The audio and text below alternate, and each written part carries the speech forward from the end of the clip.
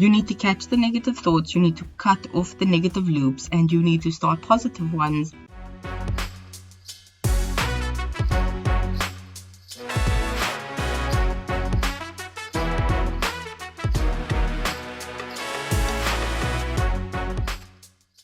Hello and welcome to the Traffic Talks podcast. This week's episode is the Valentine's Day episode for 2025. My name is Pyro and let's get on with the show. So, today's episode is all about Valentine's Day for this year, which has come up so fast. I'm shocked, but not surprised. Because it happens every year that way, and every year I'm just shooketh to my core. So, surprise, not surprise, Valentine's Day is here. It's okay. It's really, really okay. I do have plans for Valentine's Day this year, which is actually thanks to family members, because I'm going to be celebrating an engagement in the family on the Valentine's Day weekend. So, that's been booked in advance because these family members got engaged. Well, the singular family member got engaged last year and everything's already been mapped out. Wedding invites have been sent, all those types of things. So I'm really so excited to actually be spending this weekend with family and just love and celebrating that. So, yay. But overall, I have realized in preparing and doing all the things I need to do that I seriously needed to do some self-care, which falls under the umbrella of like self-love. And considering it is not only the month of love but my birthday month, taking care of me, especially entering the new year for me because it's my birthday, I thought I'd make this episode about that. Let's dive deeper into my thought pattern on this, okay? Because taking care of yourself is the basics, you know, you have to do it. However, taking extra time to make yourself look good, feel good in whatever way works for you, tends to be pushed to the wayside, especially in today's era of just simply trying to survive and get by in life. Because I'm not sure who else feels this way, okay? But I feel like life is on a more difficult base level. Things aren't as easy as they used to be. Because I remember you used to go to school, you used to come home, you used to do your homework or have lunch, do homework, do your chores, move on with your life. Now it's like, now you're sitting on your phone, now you have to create content, now you have to do this, now you want to build this portfolio, so you have to do that, and there's a lot, okay?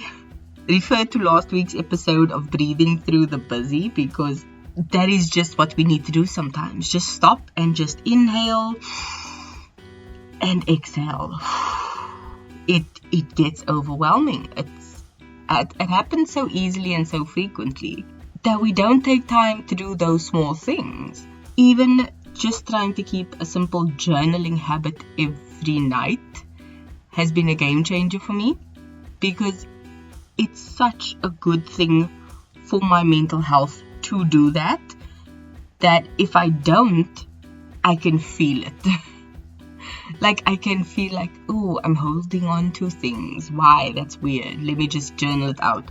Or I'll be in bed ready to fall asleep and it's like that where's my birth certificate moment where you just eyes pop open, sit straight up in bed like, oh, I need to journal. And, you know, go put back on all the lights, do all the things. It is a thing. So having those tiny habits that are forms of self-care for you, or me, however you want to refer to each person, can make a difference. And as I said, this world is ever evolving. Things are constantly being upped, being expanded, being expected as a base level, and it can get hard to squeeze in the small things. I know there's viral memes of women literally walking on treadmills. They've got the red light face mask on. They're on one of those elevated desks. They've got a Stanley cup with water in their hand. They're working on their computer. Like, there's so much going on. And then the caption's insane of like, trying to do my skincare, drink my water, eat healthy, work 8 hours, work out, all these things. And I'm just like, this is what life has become. This hamster wheel of trying to get through the basics for the day and then still having to do more and just not having enough hours in a day.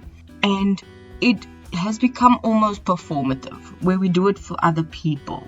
And realizing that, I was just like, what are my needs and what are others' wants? Because I've realized I tend to put other people's wants above my own needs. And those are keywords, wants and needs. Because what you want is not important. What I need is important. But what you need is important. And what I want is important to me, not you. You see how this works? So, taking time to realize these things once again, thanks to the journaling practice that I've kept up with, I've been able to see these things and put boundaries up, cut things off, say no to more things, which for the people pleaser in me, very, very difficult to do, but I did, and it's been hard.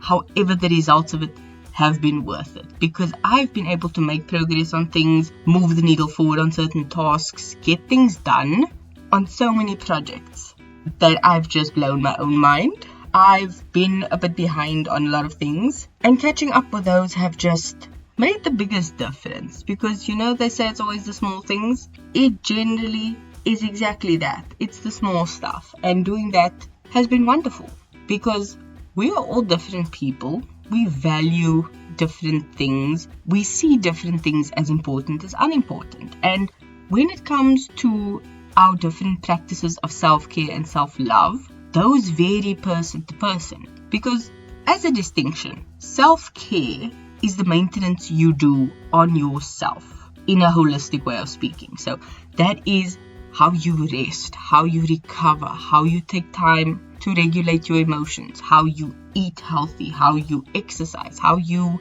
do your everything shower or your everything bath, your skincare, your teeth care, all those small things, meditation, things that make you feel good and taken care of is self-care. Self-love is the umbrella. Self-care falls under that umbrella of things to do. Self-love is how you think about yourself, how you talk about yourself, how you feel about yourself. And the emphasis there is talking to yourself and talking about yourself, because I don't have time for negative self-talk, especially me to me. If you love yourself, you will want to take care of yourself, not in a vain way.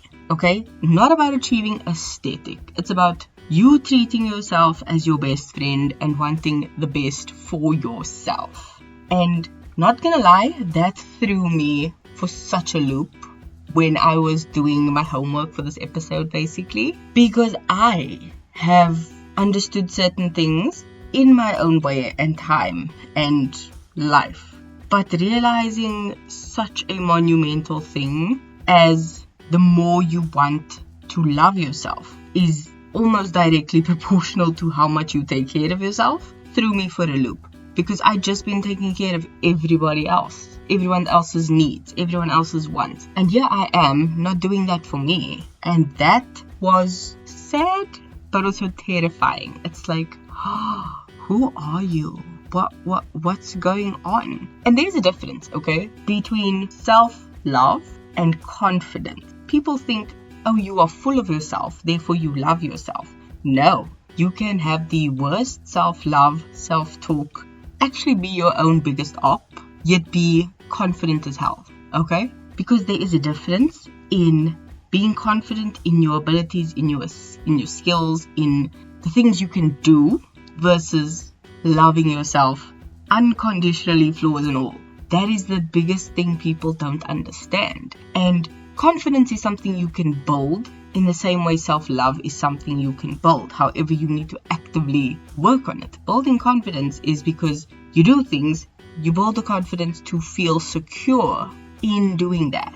And then going out into the world and being like, I can do this, I know I can do this, and I have confidence in the skill that I'm displaying. Self-love is the same. You need to catch the negative thoughts, you need to cut off the negative loops, and you need to start positive ones when you speak to yourself, when you think to yourself, when you speak about yourself. Because guess what? You are the one hearing your thoughts and they go through a loop. So focus on building your self-love and that skill in loving yourself, and it'll have a ripple effect throughout your entire being. Because I think that it's true when they say hurt people, because the opposite must be true if that's the case. Loved people love people. So that is my 2 cents for this week. It's short, sweet, and hopefully to the point. The song of the week is one I'm loving so much right now. It is MF Diamond, okay? Capital M, capital F, Diamond by CHINCHILLA. If you have no clue who CHINCHILLA is, I'm begging you to go to YouTube and watch one of 2 music videos. I've used her song before, which was incredible. And that song was Little Girl Gone. It's got the best vibe, pumped up confidence you could ever imagine. Go watch that music video. It slays every single time. The song is just as incredible. MF Diamond has a lyric I need to read to you. Hold on. It goes, I am a mother effing diamond. Baby, you're so lucky that you get to touch me. Mic drop, okay? If that is not a powerful statement, I have no idea what is. Because if you think of yourself as a diamond, as something precious, you will act accordingly, okay? You are worth more than you think. There are fake diamonds all over the place that have a spotlight on them, and people are thinking, oh, they're worth so much. I'm just like, have you looked deeper? Have you seen the inside? Is this diamond actually a diamond? Or are they just a piece of glass, okay? Completely see-through. Not worth anything. Because that is exactly it, okay? People who are willing to look deeper and go deeper and make the effort to actually try instead of just look at surface level, those are incredible people. The people who aren't willing to make that effort are the ones you don't need in your life, and they can go fly a kite, okay? You are a diamond, not in the rough. You are polished and perfect as you are. Don't be a cubic zirconium, okay? Love them. Cheap as hell, okay? The economy. Not the right time to be buying diamonds. Be the diamond, don't buy the diamond, okay? That is it from me. I hope you have a wonderful weekend. I hope your Valentine's is everything you've ever hoped it would be. And if it's not, try again next year. That's okay. It's perfectly fine. But that's all from me for this week. Keep being a better being. And I will see you in the next episode. Just before I have my birthday. Yay! Okay. Love you. Bye.